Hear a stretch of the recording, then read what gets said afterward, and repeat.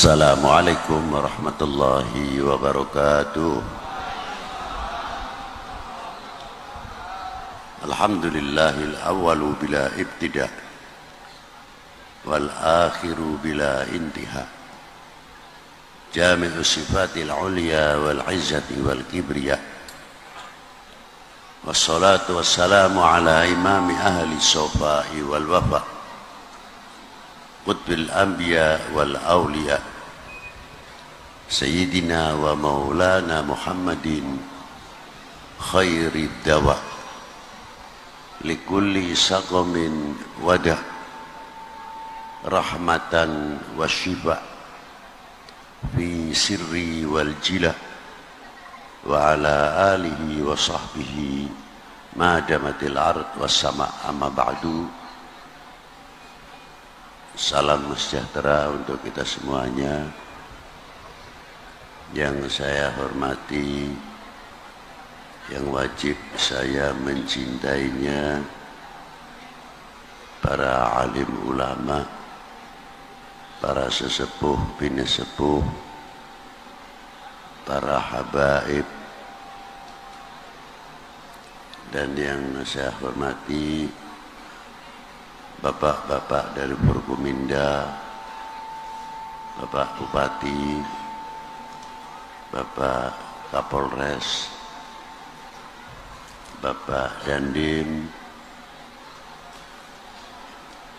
bapak-bapak dari instansi pemerintahan, sipil, TNI, Polri yang selalu kita banggakan, dan yang saya hormati Pak Camat, Pak Dan Ramil, Pak Kapolsek beserta jajarannya, dan yang saya hormati panitia penyelenggara dalam rangka menyongsong hari jadi Kota Kendal, dan yang saya hormati para warga khususnya Nahdlatul Ulama, pimpinan Suriah, dan segala banon-banonnya yang ada dalam Nahdlatul Ulama, khususnya pimpinan Muhammadiyah, pimpinan-pimpinan dari ormas-ormas Islam,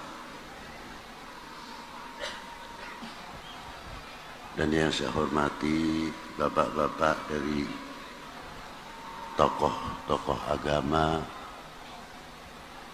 khususnya yang ada di Kabupaten Kendal ini. Hadirin wal hadirat rahimakumullah. Malam ini kita bersama-sama menyongsong hari jadi Kota Kendal atau Kabupaten Kendal.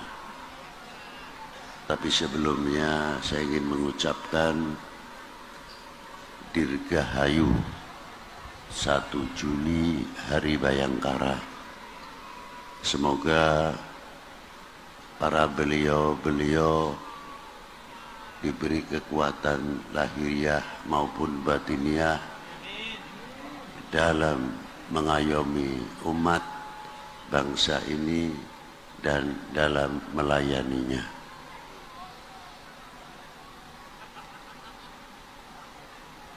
Menyongsong hari jadi tidak mungkin tanpa sejarah.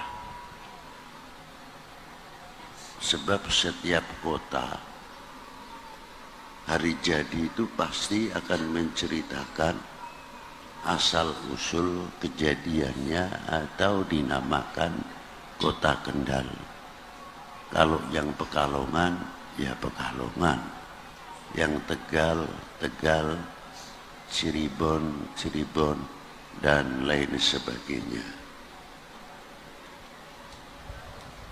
Hal yang demikian memang tidak mudah. Bukan sekadar menerima legenda atau legenda dari mulut ke mulut dari para sepuh pendahulu yang sudah mengakar legenda tersebut. Ada kalanya manuskrip atau catatan-catatan yang sangat kuat atau konkret sehingga kota tersebut diberi nama kota-kota yang ada di Indonesia, khususnya di Kendal ini.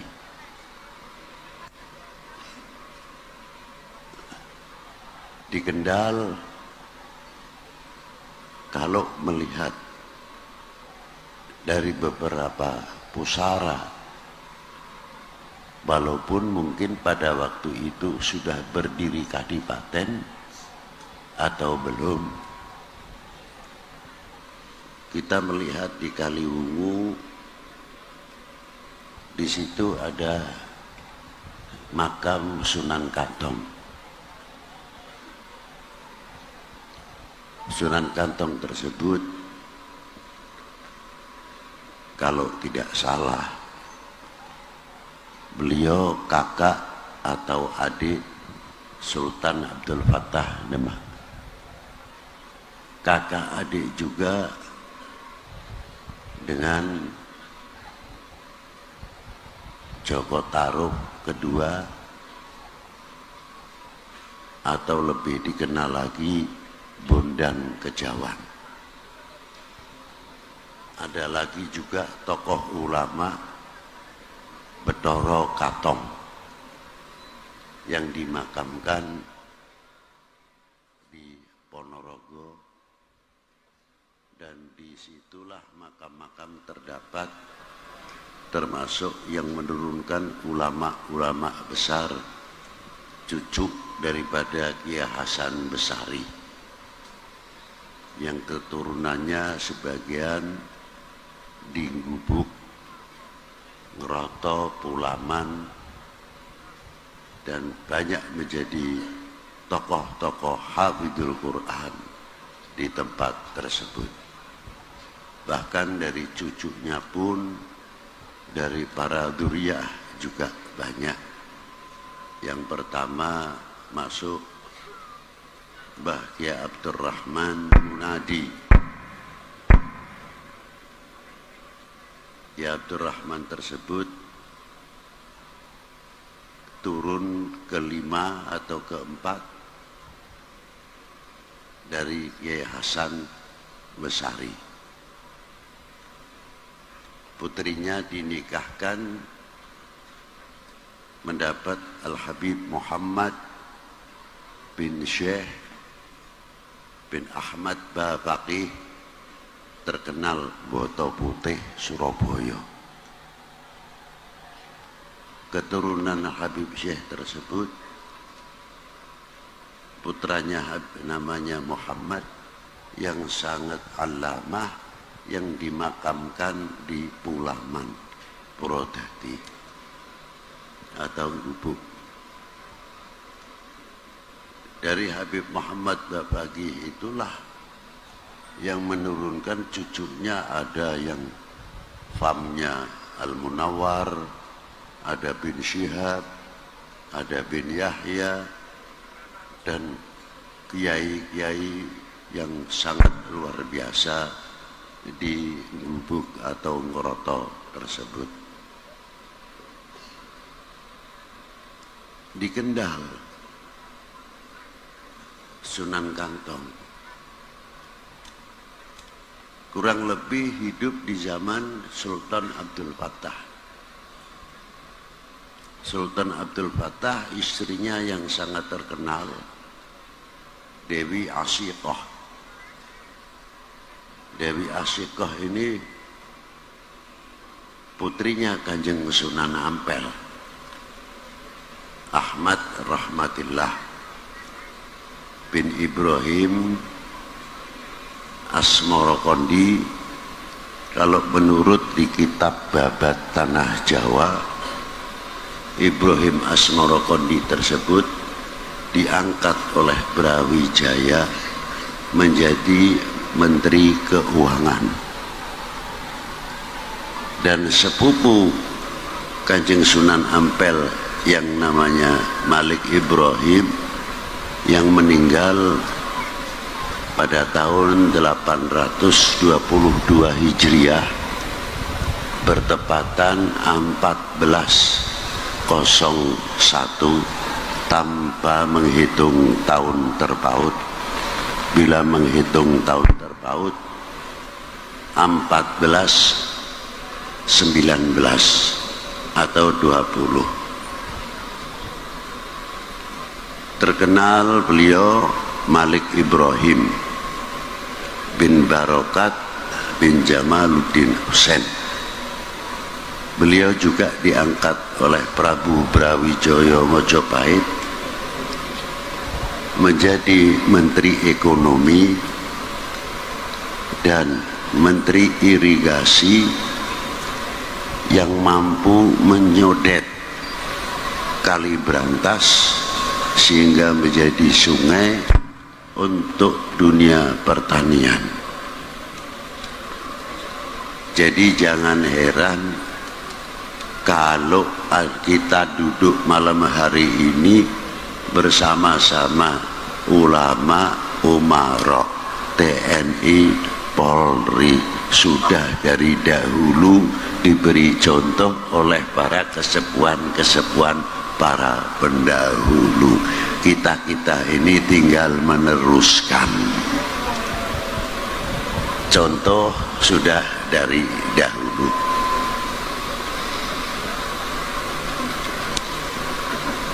Lain dari itu, hebat lagi dari keturunan Kanjeng Sunan Ampel yang terkenal Al-Imam Al-Muhaddits Al-Faqih Sayyidi Ja'far Shadiq bin Ahmad Rahmatillah di Kudus, ma'ruf dengan Sunan Kudusnya. Saya kagum dengan para beliau. Ketika masuk ke Kudus, beliau langsung apa yang harus dilakukan, jangan sampai terjadi pecah belah. Ini sudah dirintis oleh para beliau. Di antaranya, maaf, mayoritas pada waktu itu di Kudus agamanya Hindu. Ada satu hayawan yang tidak boleh tersentuh, artinya dikeramatkan. Apa itu? Sapi. Kanjeng Sunan Kudus sadar kalau bulan Idul Adha seperti bulan sekarang ini,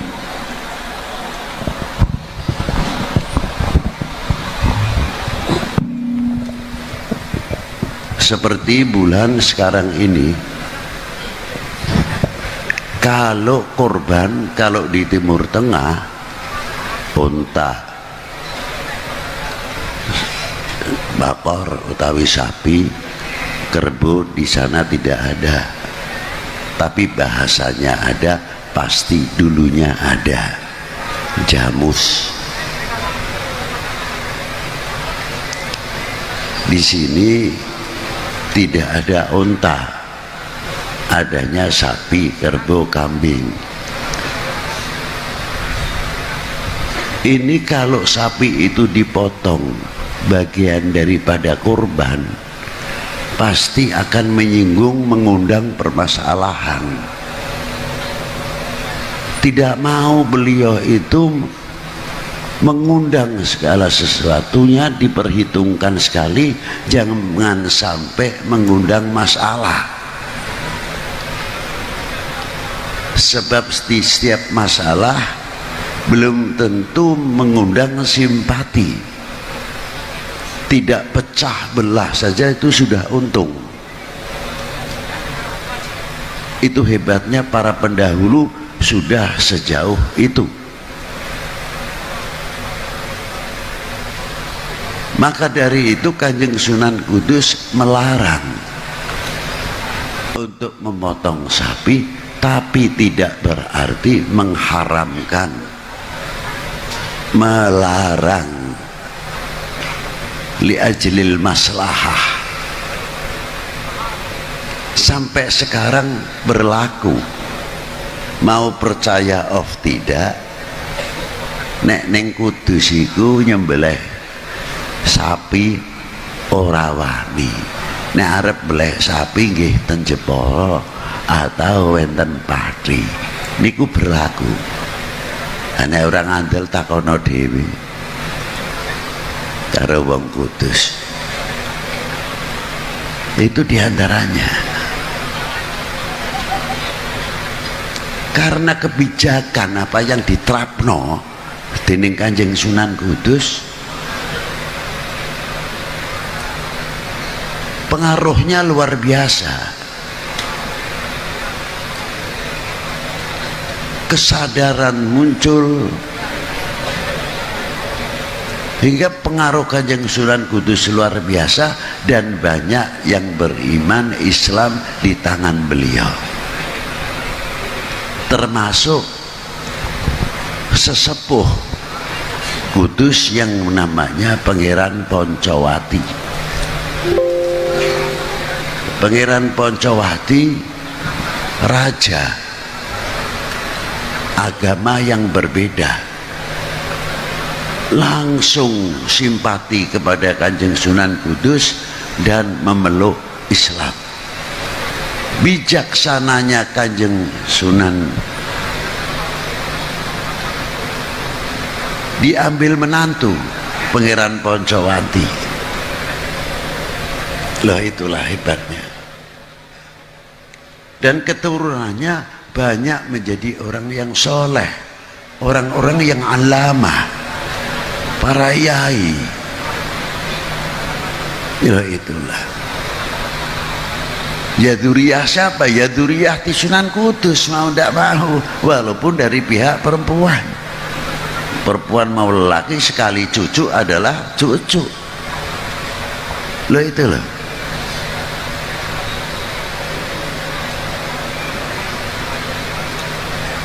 Dan diserahkannya keratonnya, kerajaannya kepada beliau, kepada Kanjeng Sunan Kudus.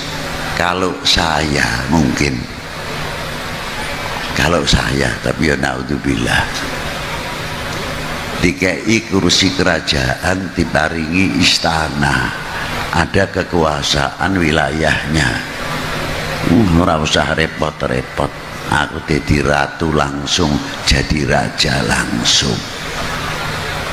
Tapi pola pikir Kanjeng Sunan Kudus berbeda jauh, melihat ke depan, masa depan. Demak dengan Kudus pada waktu itu kerajaan Kesultanan Demak sudah masih berdirinya Kanjeng Sultan Abdul Fattah, yang diteruskan oleh Adipati Yunus. Sultan yang terakhir adalah Sultan Trenggono, dan beliau sebelum itu Trenggono. Sultan Trenggono itu keponakannya Adipati Yunus, keponakannya Sunan Kudus, karena mbak ayunya Sunan Kudus, Dewi Asikoh, adalah istri Sultan Abdul Fattah bin Brawijaya. Loh itulah. Maka Kanjeng Sunan Kudus tidak mau mendirikan keraton neng jerone keraton, kalau bahasa sekarang mendirikan negara dalam negara. Itu hebatnya yang dicontohi oleh beliau, sudah pendahulu, sudah memberikan ketauladanan. tinggal kita ngikuti kepada para beliau-beliau. Di zaman itulah, di zaman Sunan Kantong juga, di Semarang khususnya, Kalibungu, perkembangan perjuangan beliau-beliau sangat luar biasa. Dan juga banyak di Kendal ini melahirkan tokoh-tokoh ulama yang luar biasa. Munculnya kebesaran Tarekat Syatoiyah setelah Syekh Muhyiddin Pamijahan yang mengambil tarekat dari Sayyidi Abdul Rauf Singkil Aceh. Muridnya di Jogja banyak, muridnya Syekh Muhyiddin Pamijahan. Diteruskan di Kalibungu, walaupun beda silsilah mengambil tarekatnya, oleh Sayyidi Syekh Mbah As'ari atau Romo Guru Kalibungu. Itu diantaranya. Saya ambil dari nilai tarekahnya dahulu. Apa sih tarekah itu? Apakah tarekoh itu yang dimaksud bisa jalan di atas air disebut tarekoh? Tidak. Tarekoh orang bisa menjalankan, ditembak, dibacok, tidak mempan. Itu tarekoh bukan. Bisa ngobatin orang itu namanya tarekoh? Tidak. Bukan itu tarekoh. Tarekah itu tarekotil wusul ila hadratil makbul, perjalanan kita kepada Allah Subhanahu wa ta'ala, menuju kepada Allah Subhanahu wa ta'ala. Kalau kita ini setiap hari mandi pasti pakai air. Kalau wudu ya sama. Mulai subuh kita bangun, sholat subuh, bacaan-bacaan, lalu kita bekerja. Dari mulai pagi kita sudah mengeluarkan energi yang luar biasa. Dikendalikan supaya kembali diberi waktu sholat, gerakan waktu sholat tidak lepas daripada air wudhu. Kembali lagi kesehatan itu. Nanti pada waktu pergantian, mendekati pergantian malam atau siang dan malam, matahari mulai di ufuknya ke barat, itu kotoran atau polusi udara sangat luar biasa pengaruhnya. Bahkan ke tanaman pun cuma orang tua dahulu tidak menerangkan ilmiahnya. Apa diantaranya? Ono wong doan nginang, nyepah suruh itu loh. Nek arep jaluk suruh tong marang tonggone yang punya wit suruh, meh maghrib jam 5-an ora oleh. Ojo, sesuk tak paringi, nek iki ojo, meh maghrib. Memang kalau dipikir secara logika ya ora mlebu akal. Jarine dhewe padahal sangat logik. Karena pergantian siang dan malam udara itu masih padat kotor, dan pohon-pohonan itu masih capek. Dari pagi sudah memasak apa yang disedot dari pohon-pohonan. Dapurnya di mana? Di daunnya atau godongi, itu yang memasak di antaranya. wis lemes kesel dipetik ora mati untung. Ini orang tua cuma wong biyen ora gelem nerangake secara ilmiah. Itu hebatnya.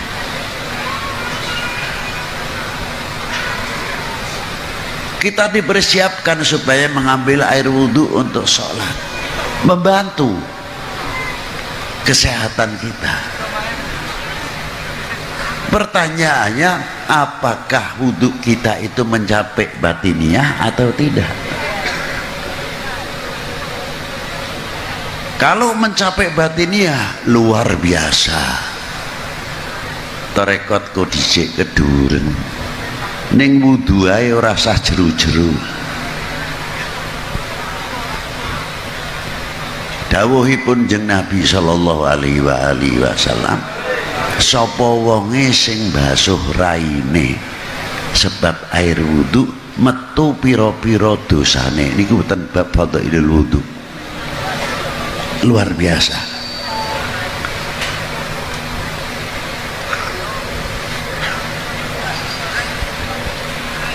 Makanya wudhu kita itu mencapai batiniahnya atau tidak. Kalau kita hitung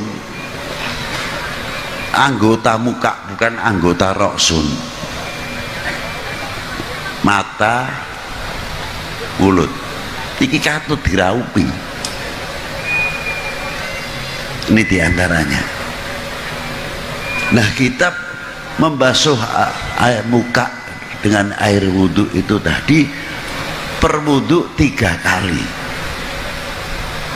Nek nganggone 5 wektu wudhu kabeh ya mestine 3 ping 5 15 kali 1 bulan 450 kita basuh rai utawa nganggo air wudhu, banyu wudhu. Dapatnya hanya bersihnya saja atau tidak? Ya dapatnya bersihnya bebong diwudoni terus ya.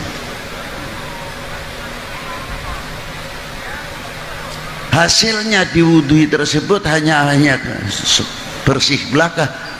Tidak.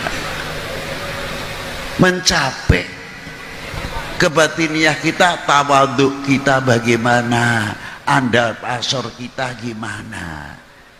Orang semakin degek gitu loh. Ini wong diwudoni itu gitu itu. Semakin adab. Orang sembarangan.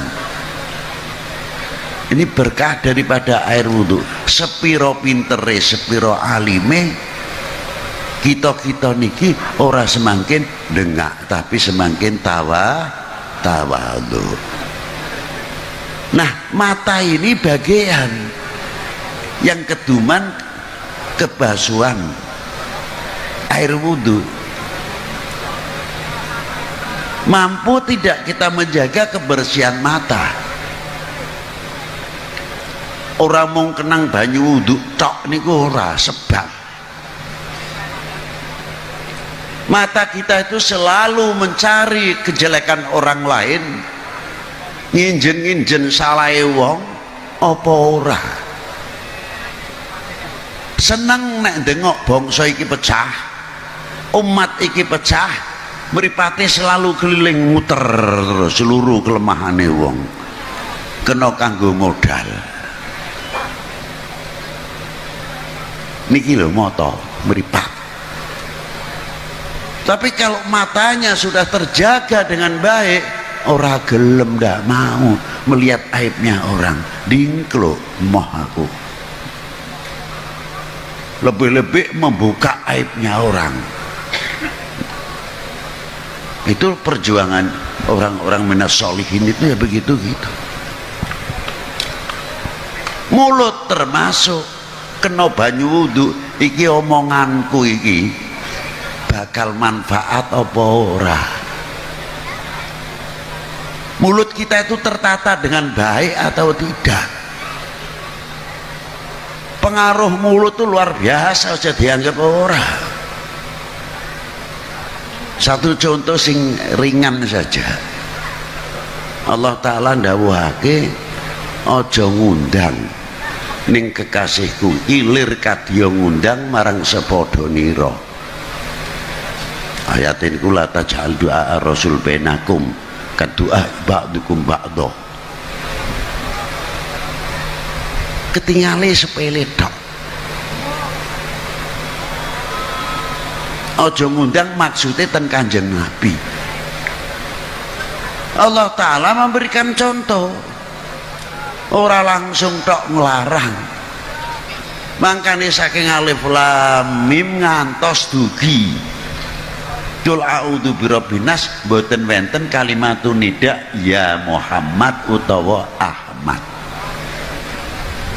Lurunen wenten kalimatun nida tapi ngundang pangkate Kanjeng Nabi sallallahu alaihi wasallam.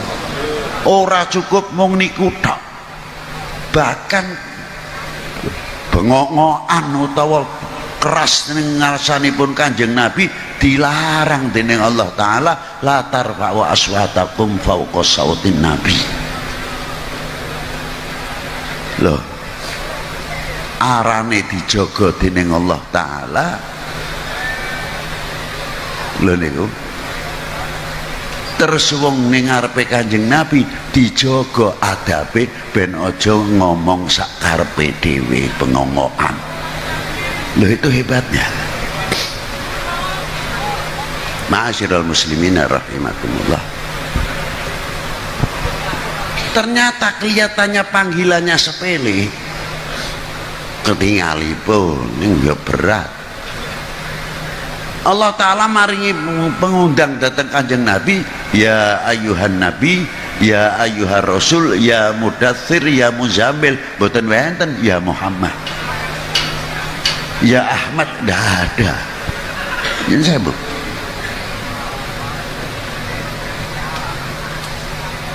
Dipanggilipun lakop utawa gelar-gelaripun Kanjeng Nabi sallallahu alaihi wasallam.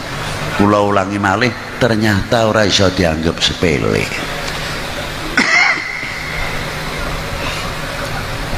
Keranten panggilan itu mengangkat wibawa yang memanggil, bukan yang dipanggil. Nek Kanjeng Nabi, oh ora usah butuh wibawa. Niku sumber pintune Allah Ta'ala. Nek arep pengin dicintai dening Allah Ta'ala ya kudu melalui pintune Kanjeng Nabi sallallahu alaihi wasallam. Lha niku. Tapi kangge kita niki mengangkat kewibawaan sing diundang karo sing ngundang. Contoh, ana wong terpilih RT. RT ini senom, mending nek umure swidak niku. Karena sudah mendapat kepercayaan dipilih oleh masyarakatnya menjadi RT, berarti sudah mendapat kehormatan, dak jadi bapake wong sak lingkupe. Karena sudah mendapat kepercayaan menjadi bapak, kita walaupun umurnya lebih tua, pantese RT ku sak anakku, tetap kita ngundang Pak RT, Nak RT, Mas RT dan sebagainya. Kewibawaan RT ini munggah, sing ngundang yo juga munggah. Lho semono sepuhe nek ngergani RT ini kok ngundangi ya Pak RT, padahal pantese sak putrane kok ngundangi Pak RT. Lho hebatnya. Sing diundang luwih ngati-ngati malih. Aduh semone sepuhe aku diundang Pak RT, aku ya jane isin ah. Menjaga lagi. Lho ini yang orang memanggil. Sampai meningkat kepada Pak Camat, Pak Danramil, Pak Kapolsek, meningkat kepada Pak Bupati, sampai Pak Gubernur, bukan namanya saja, sampai kepada kepala negara, Bapak Presiden Jokowi, bukan Jokowi. Nah kalau kita masyarakat walaupun beda pilihan wis ngundangnya karena sudah menjadi manusia pilihan nomor 1 Indonesia, ngundang Bapak Presiden Jokowi akan dinilai oleh orang lain. Lho iki rakyat Indonesia kok hebat ngono temen, ngundang presiden ora sembarangan, kewibawaan akhlak naik ke atas luar biasa. Neng kalau kita memberikan contoh Jokowi atau Fulan, bupati ini orang ngerti arane Fulan, nah inilah justru kita menurun kewibawaannya yang manggil. Loh, makanya panggilan itu kata sepele ning ngangkat martabat sing diundang ataupun yang mengundang. Nikilah hebatnya lisan. Kalau ini sudah terlatih dengan baik, ora bakal ghibah ngonekke wong saenake dhewe, saudele dhewe, ngati-ngati banget. Niku hebat itu. Ma'asyiral muslimin rahimakumullah. Secara fisik tangan niku ya melu bisa dilatih. Nek wis biasa tangan itu tadi make baju nderek sunai Kanjeng Nabi, ora lanang ora wadon nek arep nganggo klambi tangan tengen dhisik. Pertama akeh laline, ning akhire akeh refleksnya. Lha niku sebab sudah biasa terlatih. Mengko lepas baju tangan kiri dulu, celana adalah kaki kiri dulu. Kalau mau masuk ke kamar mandi, kaki kiri dulu baru kaki kanan. Ono apa sebabnya? Bab kaki kiri hubungannya paru-paru sebelah kanan. Ukurannya ono sing ora enak bakal ngerusak jantung, tertangkal dulu ning paru-paru sebelah kanan, baru kaki kanan melangkah terhempas semuanya, ukurannya melebu jantung ora sido. Lho niku sunah Nabi sallallahu alaihi wasallam, ora sekadar ganjaran-ganjaran tok iku ora. Luar biasa. Itu diantaranya. Ma'asyiral muslimin rahimakumullah. La lisan iki sami mawon. Sing biasa ngucapake alhamdulillah, ngucapake subhanallah, ngucapake la ilaha illallah, sak piturute perkara sing sae. Kepaduk watu kukune meh nyoplok, lorone kaya ngopo, begitu kepaduk sing metu biasane ngucapake la ilaha illallah ya metune la ilaha illallah. Sing biasa ngucapake subhanallah ya subhanallah. Sing kebiasaane muni dancuk utawa wong edan ya metune padha.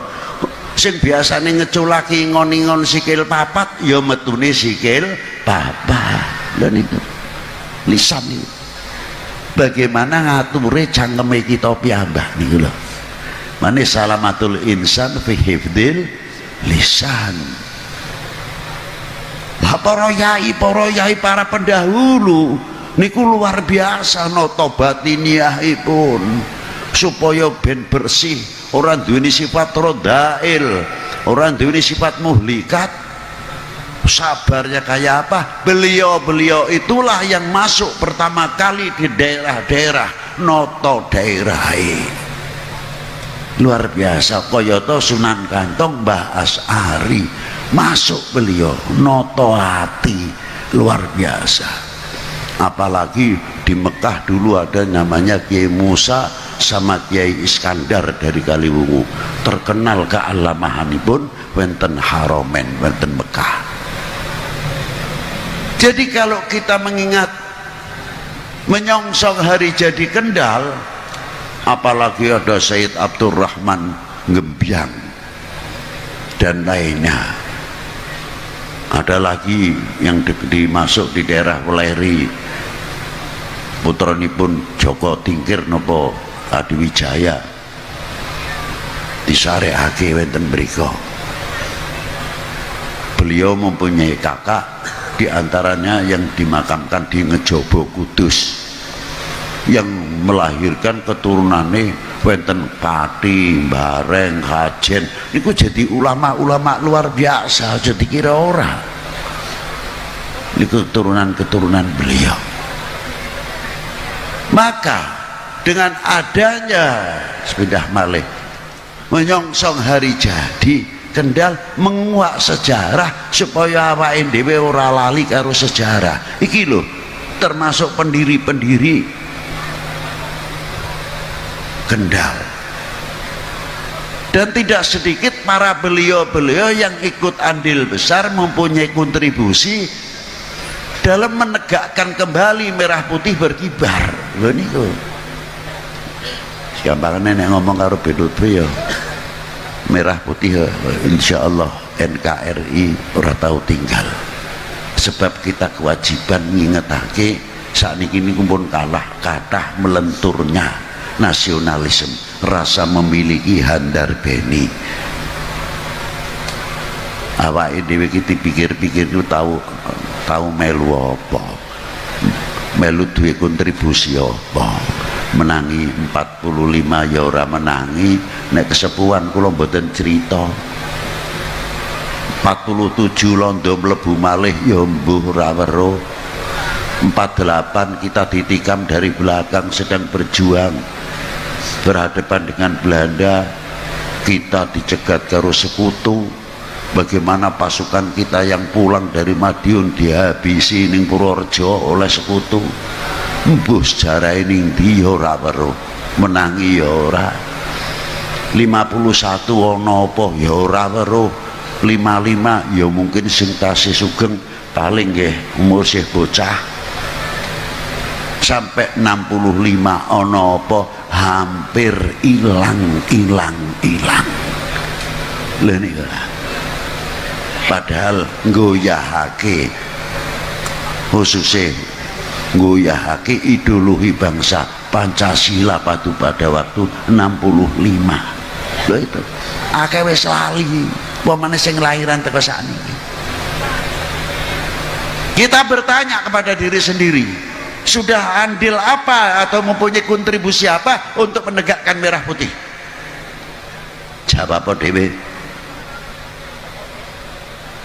Berdirinya tegaknya merah putih berdarah, bukan hadiah. Lah niku lah. Makanya selalu kita dengungkan yang kandungan ikrornya sangat tinggi sekali, luar biasa. Tadi melakukan lagu kebangsaan betul, melakukan betul, lakukan. Indonesia tanah airku, tanah tumpah darahku. Iki lagu tok apa peraturan? Kalau tak takon ya. Ayo. Karena satu pacara ya kudu nganggo lagu Indonesia Raya bagus, ingatkan. Tapi ada apa di dalam lagu kebangsaan ini? Ada ikrar, bukan semata-mata lagu. Lho ikrare ten pundi, Beb? Ten pundi iki? Kita wau ngucapake bareng-bareng Indonesia tenang. Malih kula tak takon. Indonesia tanah airku, tanah tumpah. Tenang. Nah, kurang seru. Tenang. Lah ngono sampean wong Indonesia ngaku Indonesia dhewe kok ragu. Kita harus bangga menyebutkan Indonesia karena itu bangsa kita. Menyebut Indonesia lemah. Karena kita menyebutkan Indonesia dengan tegas itu menunjukkan kewibawaan dan kebanggaan. Kita mempunyai tanah air lu ngono mentah yo. Indonesia. Untung-untung sampean kalan kula cekeli bedil mune dor. Ada payah Pamalih cekeli bedil durung tahu manggul bedil, cekeli bedil sing diarah sirah ngarai sikile oleh sirah, ora kebiasaan nggo bedil. Nah nikulah, itulah bapak-bapak kita dahulu itu berjuang luar biasa.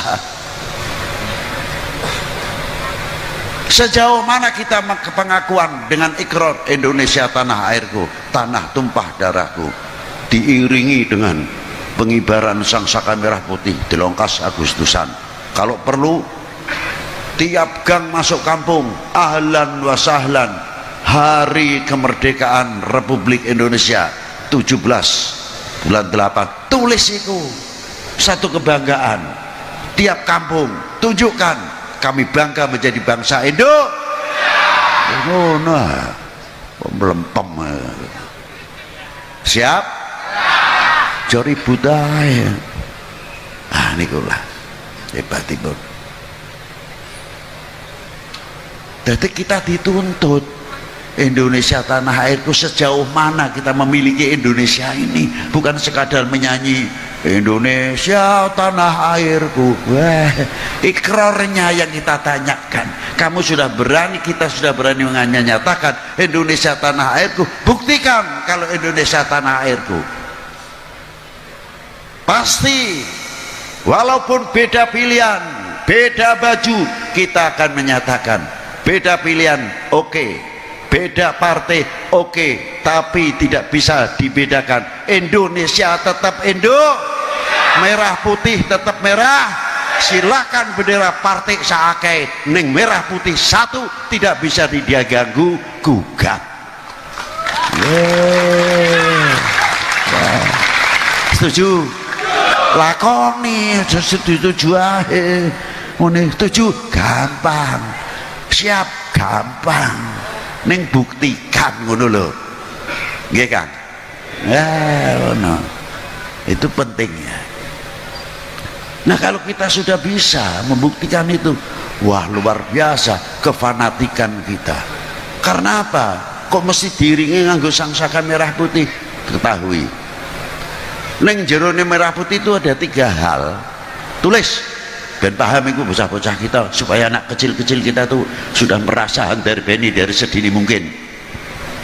Apa yang pertama? Dalam merah putih mempunyai kandungan harga diri bangsa. Yang kedua, kehormatan bangsa. Yang ketiga, jati diri bangsa. Telu ini jeroen merah putih ben ora ana hurufe. Mana pentingnya tetap begini gila.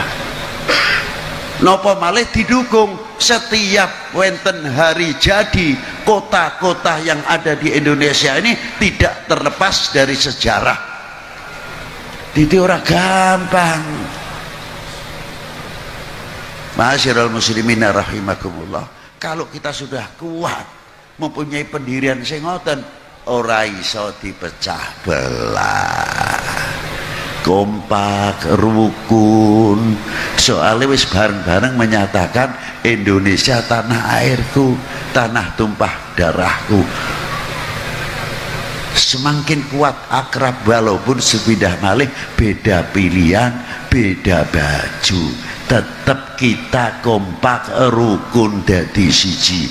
Wahai bangsaku yang kubanggakan, relakah negerimu terpecah belah? Jawab yang keras. Lu ngono ah, buktikan kalau tidak aja menggapai bang. Ya. Nyon sewu lho, nyon sewu. Jame wis bengi iki. Jam 12 Bung. Terus sampean kula niki. Nggih. Mugi-mugi mentenipun hari jadi atau nyongsong hari jadi tambah guyupe, tambah rukune kita sedaya membuat pagar benteng-benteng meniru kesepuhan-kesepuhan para pendahulu. Jangan sampai kita ini memalukan para pendahulu sing ikut andil besar menyatukan dan memerdekakan bangsa ini dari belenggu penjajah dan kebodohan. Pingine ngomong terus ning waktune ngapunten sing kathah jenengane ngantuk lambe kula ndower ngoten. Semanten ingkang saged kula sampaiaken mugi-mugi Allah taala maringi manfaat fid dini wad dunya wal akhirah.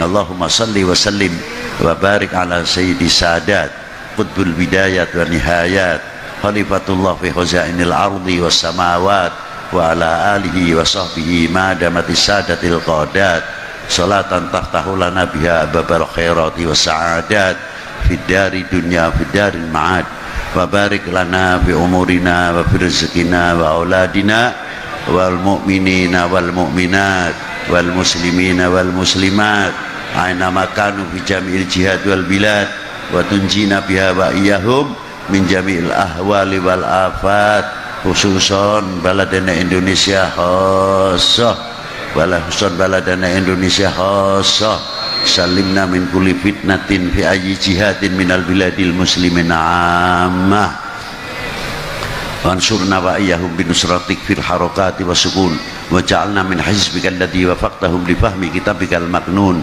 linadkhula fi hirzi qaulika ala inna hizballahumul ghalibun wa jalibatan likulli khair lana wa liwalidina wa li auladina